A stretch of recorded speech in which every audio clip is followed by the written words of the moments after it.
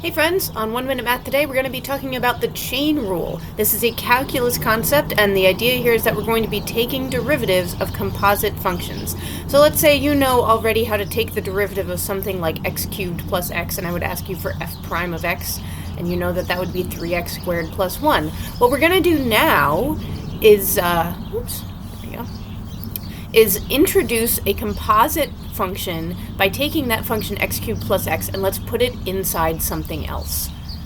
Now when I ask you for f prime, the chain rule tells us this: to take the derivative of a composite function. If I've got f of g of x and I want to differentiate that, really I would be wanting to say here d dx. So I'm going to take the derivative of f of g of x. I get f prime of g times g prime.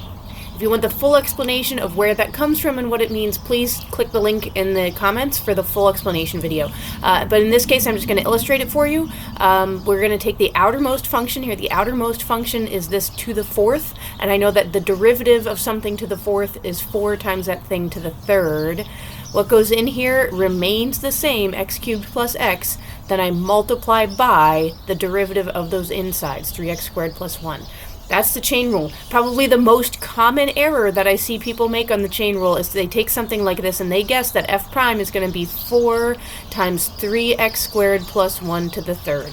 That is not correct. Sad face. Don't do that. Don't over-differentiate. You can only differentiate one function at a time. So once you're differentiating that thing to the fourth, then leave everything else alone until you have an opportunity to differentiate by what's inside. And then you multiply those things together. You can do this with as many functions nested inside each other as you have. You can do multiple links in the chain. That's kind of why this is called the chain rule. All right, thanks for watching.